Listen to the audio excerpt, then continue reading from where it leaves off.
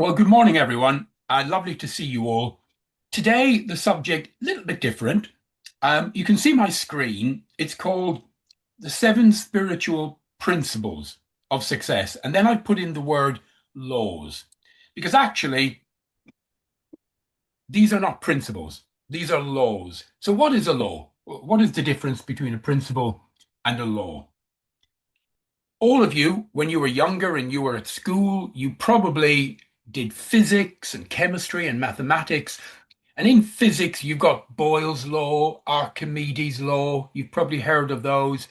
In mathematics, you've got, geometry. Maybe you've heard the expression, the square on the hypotenuse equals the sum of the squares of the other two sides. These are mathematical laws. So what is a law?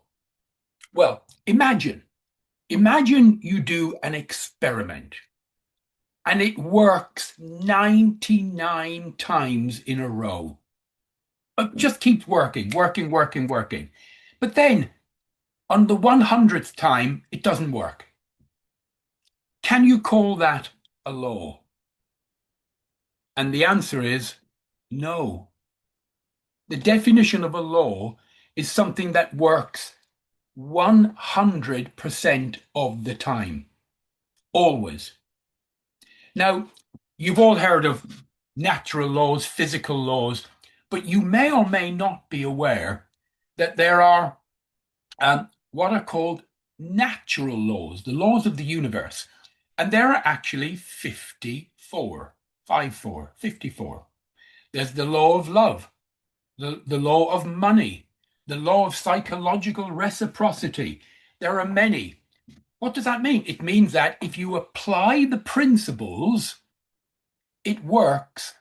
How often? 100% of the time. So with a law, if you apply the principle, it always works. So I just wanted to set that out there. And I've called it the seven spiritual principles. And I don't know if I picked the right word, to be honest, because the world we live in today, people get so caught up in just normal daily life. They begin to fall into the trap that they think what you see is all there is. What you see in this three-dimensional world that we analyze through five senses, they begin to think, well, that must be it. There is nothing else. And yet, there is so much else. So much else. The universe is so much bigger. You and I can only see, now listen to this, 0.05% of what is out there in light. We can only see a proportion of visible light. There is so much more. So the problem is most people don't realize how incredible they are. They don't realize what potential they have and who they could be. So let's get into this in a little more ways. So seven spiritual principles, but actually I mean laws. The first is the law of pure potential. And by the way, I'm happy to share this PowerPoint with any of you. You can just email me and I'll send it back as an attachment. The law of pure potential. It means everyone has limitless creativity capacity. Limitless. And people don't even understand what that word means, limitless. It's enormous. Every individual holds an inner field of pure awareness, giving them limitless potential, way beyond what they can see, feel, hear, touch, and taste. How do we access it? Well, there are many techniques. Breath meditation, going into quietness, reducing mental noise, and becoming the key word here in this whole talk, if you want it to be just one word, it's awareness. Being aware that there is far more to you than you know, and there is far more to the world than you know, and there is far more waiting for you than you know. So being aware of all of that. One of the ways is being open and non-judgmental. Many of us, and forgive me what I'm about to say now, I don't mean it in a horrible way, but most of us suffer from a disease. It's a disease I call stinking thinking. And most people need a checkup from the neck up. Now, I mean that in a nice way, not a horrible way, right? Because we get blinkered and we don't look around to see what else there is. So we must use our inner connection as a foundation. Now, today, I'm going to ask you to do a few little exercises, if that would be okay. I'm hoping you have something to write on, a pen and some paper, or just on your screen or tablet or whatever. But the first exercise, I want you to write and keep it short. Who am I? And by the way, I don't want you to use roles. I don't want you to put mother, father, mentor, web designer, salesperson. That's what you do. That's what you do, not who you are. So my question is, I want you to write down, who am I? What comes to your mind?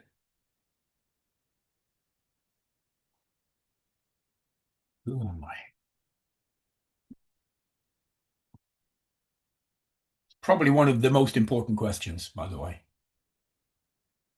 So now we move on to the law of intentional focus. Law of intentional focus. Many of you might have heard, maybe your grandparents said this. I heard it, I don't know how many times when I was a child. Where attention goes, energy flows.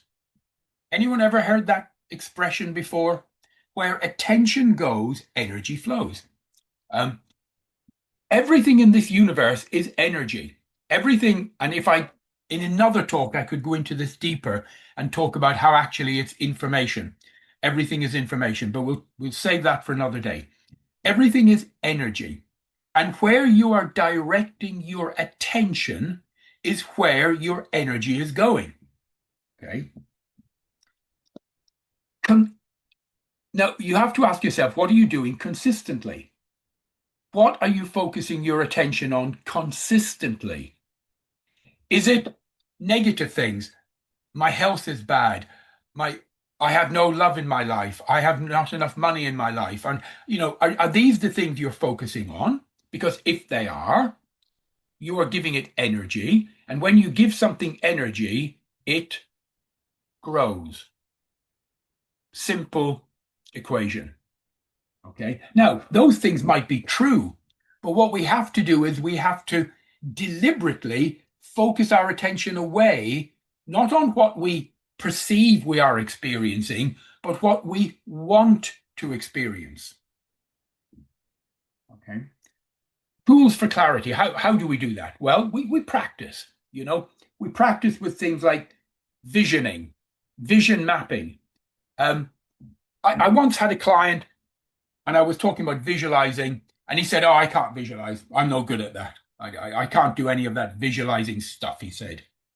And I said, "Okay, all right." I said, "When you close your eyes, on the inside of your forehead, that movie screen that we all have, do you ever play movies to yourself? Do you ever look at things and you went, oh, yeah, yeah, yeah, I daydream?" I said, "Well, that's visualizing. If you're able to daydream, and by the way, everyone can daydream, everyone. How many of us, when we were children at school, got told off by the teacher because we spent our time staring out the window, daydreaming, not focusing in class? Or was that just me? Am I the only one? It might have been. So we can all visualize. We need to redirect our attention from what we think we're experiencing to what we want to feel and experience. So I've got a couple of little exercises here.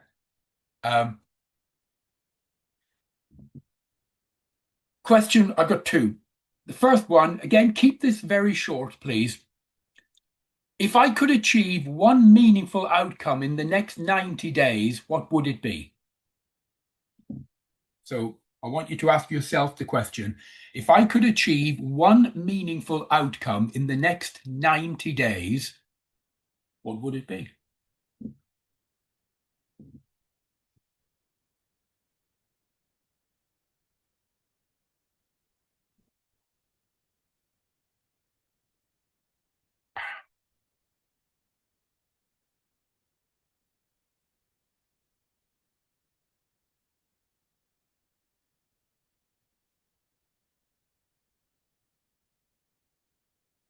Okay, next question. I want you to write, so I want you to do two lists of three. The first list of three things is I want you to write three things that you want to focus on, three things you would like to focus on. So three things that you want or would like to focus on.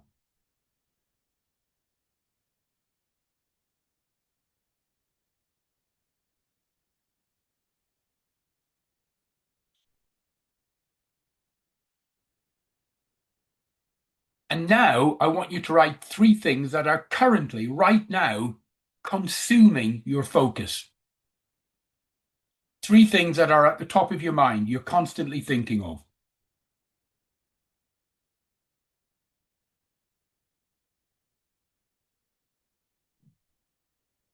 So three things you want to focus on and three things that actually are taking your attention right now.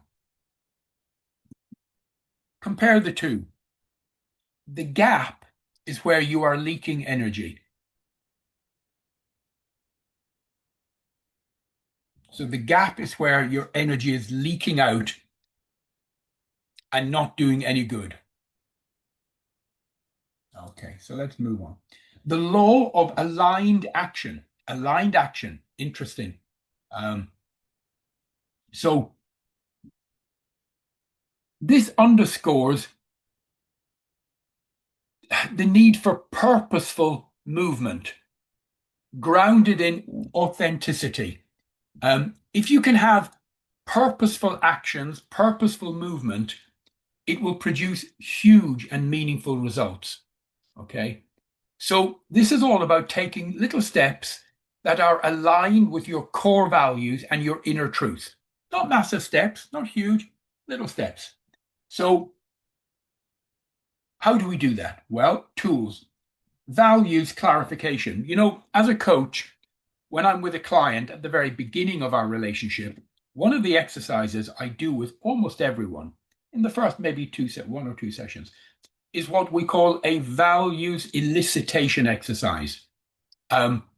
It's all about helping that man or woman to understand what is really, really important to them in life. And I'm talking about in life, not what's happening today. You know, not the meeting you have to attend in the next 1 hour and the report you have to submit this afternoon. Yes, it might be taking up all of your attention and stressing you out, but it's not what's important in life.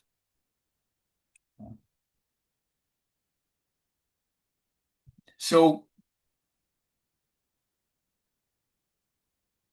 I'd like you now to list on your paper your top 5 values.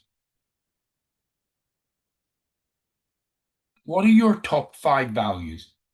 Again, values, people get confused. It simply means important. What's really important to you in life? And it could be anything, you know, I don't want to put ideas in your mind. Health, wealth, relationships, family, love, travel, being financially secure, spending time with a soulmate, any, anything at all. But it's what is real, and there's no right or wrong, by the way. There is no, don't start to write something and then think, oh, I shouldn't write that because it doesn't sound good. No, if it's what you want, it's what you want. Never mind sounding good or what other people think of it. And this is secret anyway. No one sees what you're, I mean, I can obviously see over your shoulder and see what you're writing, obviously, but no one else can. So, so what are your top five values? And just keep them short.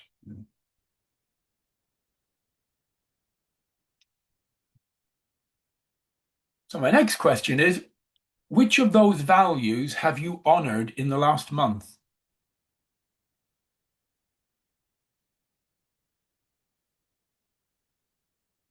Which of those have you really honored in the last month? So again, I'm just, if your one of your values was health, being healthy and fit, what have you done about that? If one of your values is spending more time with a particular person that you really love, what have you done about that? So,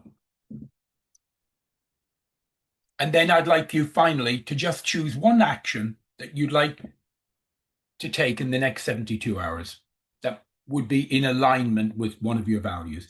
Just choose one action that you are going to commit to taking in the next 72 hours. That's 3 days.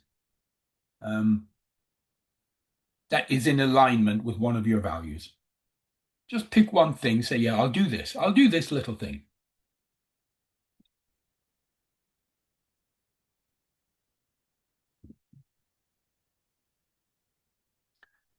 So the next one is the law of conscious detachment. The law of conscious detachment. This is all about highlighting the capacity to hold an intention firmly in your mind. Okay. Attachment to specific results often creates tension and fear and resistance. And how can I put this? It interferes with the natural flow of things. So there's a difference between holding an intention and holding an attachment. So it's good to hold intentions, but we mustn't have rigid attachments to things. Right? Detachment, if you become detached, it helps to, how can I foster emotional flexibility. Embracing uncertainty is actually good for growth. So many of us, we need to be the same every day, get up at the same time, brush our teeth at the same time, shower in the same ways, put on our clothes in the same order, go for coffee at the same time. But I'm guilty of that.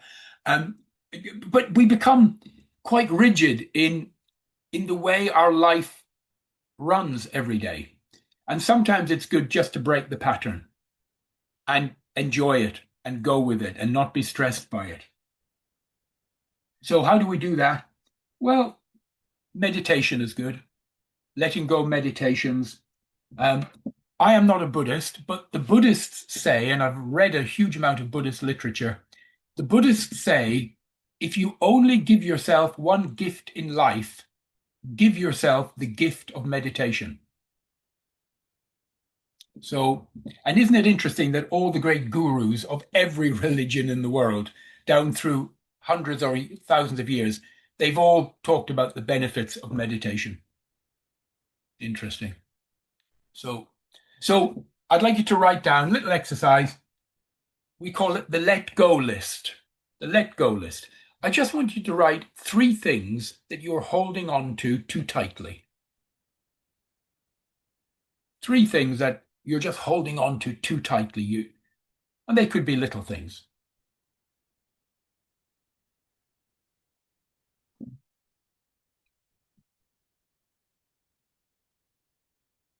So three things that you're holding on to too tightly. And then I want you to pick one of them. Wait till I finish speaking. Pick one, draw a line across it, and write, I release this so something better can unfold. So just pick one of them that you're willing to release, to let go of, for at least for the moment. Doesn't mean forever.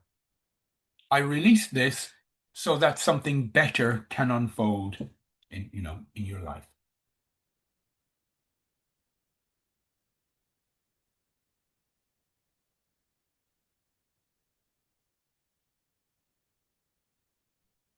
The next law is quite interesting. It's called the law of giving and circulation. Now, this is an ancient law. In the religious books, they call it the law of giving and receiving. Emerson, in his essays, called it the law of compensation. And it simply means what you put out, you get back. Farmers know this. What you plant in the spring, you harvest in the autumn. And life is like that. The good thing is, it's a good thing we don't immediately get what we think about in life, isn't it? Instantly. If you visualize something and it suddenly appears, that could cause people a lot of problems, depending on what they're visualizing. You think of an elephant and suddenly there's an elephant in your front room. So the law of the universe basically says that what you think about, what you focus on in a directed fashion with energy and belief will manifest, but it doesn't manifest 1 hour later. It could be 2 months, 3 months, 4 months. This is why, you plant in the spring, you harvest in the autumn. And the other rule is, if you plant carrots, what do you get? You get carrots. If you plant cabbages, you get cabbages. So what is it you are planting in your mind that you're constantly thinking about? Because whatever that is what you are going to harvest a few months from now. And you hear people in their language, you hear it all the time. People say things like, oh, in our family, we've never been lucky. Oh, we've never been lucky in our family. Yeah. Or we've always been poor. That's just the way it is. We've always struggled in life. That's what they truly focus on. That's what they believe. So what is it they will harvest? When people say, I'm very clumsy, I'm no good, I've got 2 left feet. You ever heard people say that expression? And they say it and they believe it. It's in their mind. It's a conscious thought. So that's what they get in life, clumsiness. So the foundation of giving and receiving is we need to be aware. Come back to that word again, awareness. What is it we are thinking about all the time? A little exercise for you. I'll come to in most religions, there's a concept called tithing. What does tithing mean? It means giving away a proportion of what you earn to people who don't have very much. You would call it charity. But all the great religions talk about it, the benefit of it. And it doesn't have to be much at all. It could be a tiny little bit. But there is a power in giving away, because what you give, you receive. And you receive many times over. You don't receive the same amount back. You receive it multiplied many, many times. This is why all the great religions talk about be charitable. Give a proportion of what you got to those who don't have it. So I'd like you now to write down, and it doesn't have to be money. It doesn't have to be money at all, right?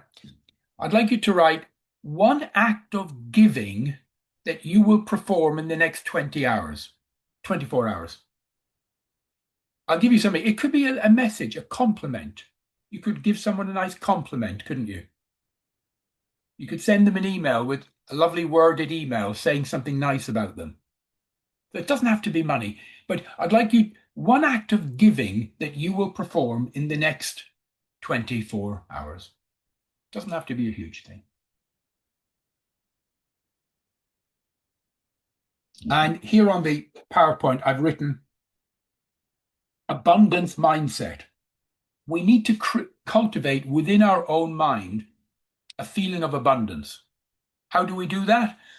We come back to one of the tried and tested methods, affirmations. Affirmations. The old question, what do you say when you talk to yourself? What do you say when you talk to yourself? And affirmations are powerful, but they've got to be done correctly. All the P's, personal, present tense, positive, and so on. You can't use words like I will and I should do and I might do. And it's I am. Two of the most powerful words in the world are I am. It's a statement of being. So you do I am, and then you would carry on the affirmation. I am prosperous, abundant, and bountiful. That's a nice one. I am prosperous, abundant, and bountiful. You say it to yourself all the time. You don't have to say it out loud. Definitely don't say it out loud when you're walking down the street. You might get taken away. So, but you can say it in your own mind to yourself. Okay. The law of inner harmony. The law of inner harmony. So what does it mean? You've heard the expression, as within, so without. As within, so without. Everyone has heard that. Everyone nods when they hear it, but most people don't actually understand what it really means. It means your emotional alignment. So what is it that's going on within you, deep inside you, emotionally? Whatever that is, that will manifest in the real world at some point in the future. Again, plant in the spring, harvest in the autumn. It won't happen immediately. But what is going on within you, deep inside, emotionally, that will manifest in real life in the near future. So you need to, again, be aware, that word, be aware of what is going on in here. Most people, they're aware of what's going on out there. You drive your car, you look around, you're aware of the other traffic. You walk into a room, you see other people in a meeting, you're aware. Most people do not spend quality time looking inwards and asking themselves the question, what is going on right now in here? They literally ignore it. 90% of people just ignore that. They get on with their life. And they don't realize that it is crucial. So how do you do it? Well, we call it, one technique is called the 20 breath reset. Just breathing for 20 times. So you just take a breath and you count down or up from 20 to 1 or 1 to 20, and you just focus on your breath. That's all. And by focusing on your breath and counting, because that mentally focuses you, you actually are withdrawing from the outside world and you are coming in. And we call it a grounding technique. It's very, very powerful.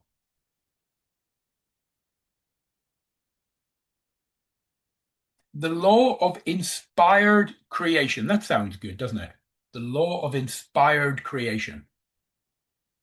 This emphasizes the real importance of visioning and, how can I put it, consciously creating. So not just letting things happen to you, but consciously creating the world around you. So in the slide here, I've written, individuals actually shape their experiences by combining intention, imagination, and belief. If you can combine those three, then you can create your own experience. How? Again, it starts with visualizing. How do you visualize? Well, you've got to withdraw from the outside world and go to the inside world. It's childishly simple. You close your eyes and you breathe quietly. And you play a movie on the inside of your forehead, that movie screen that we all have. You just take some, you've all heard the expression, go into the silence. Sit quietly on your own, no television, no radio, no music streaming, just quietly. Breathe a little bit to steady yourself. Close your eyes and then visualize on your own private movie screen what you want. You can all do it. It's so simple and so easily achievable. Okay. And it primes, visualization does so many things. It primes your mind, and it empowers you, and it helps your creative process, and it helps to inspire you emotionally. So, last little exercise, I'd like you to imagine your life 1 year from now. And what differences do you want there to be in that life of yours? Because you know your life now, you know where you live, you know what your health is like, you know your finances, you know who you're living with, you know your job, So you know what is happening in your life right now. I want you to imagine your life 1 year from now and just pick one, maybe two things that you would like to be different. Don't pick 10, it's too many. Just pick one or two things that you are currently doing or currently experiencing in your life that you want to be different 1 year from now. So it's better to do this exercise now because your intuition will kick in. So I don't want you to ruminate, meditate. Go with what comes to you instantly.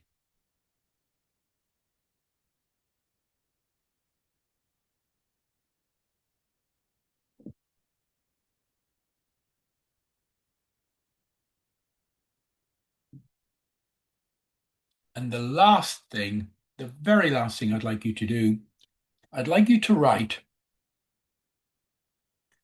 one inspired idea that you would like to create in your life. So one thing, one inspired idea that you would really like to create in your life.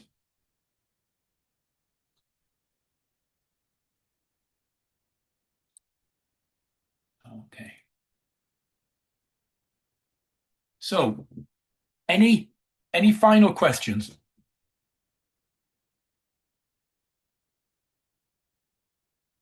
No one ever wants to talk to me. No, basically, I wanted to say that I started writing that, if I may, Yes. to set a reminder in 24 hours and 48 hours in a year to check if everything that we have written is done.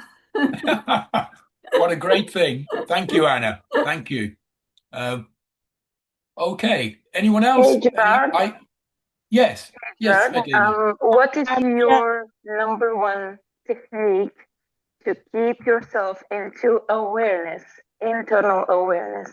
Sorry, could you say that again? I couldn't quite make that out. Sure. So what is your number one technique that you do that keeps you aware of yourself internally, right? So my little routine, and I'm not saying this is right. At night, I do a little bit of yoga before I go to bed at night. Not an awful lot, bit of stretching, some yoga, and then I always finish by just quietly sitting and doing a little bit of meditation. So I just quietly sit, close my eyes, steady my breathing, and then I purposely meditate on a topic, a subject, a theme, something that I want to see or fulfill or create within my life. How long for? About 15 minutes. That's it. So. Thank you so much. Not at all, silence is really important. Thank you, Svetlina. And Angie has her hand up. Hi, Angie.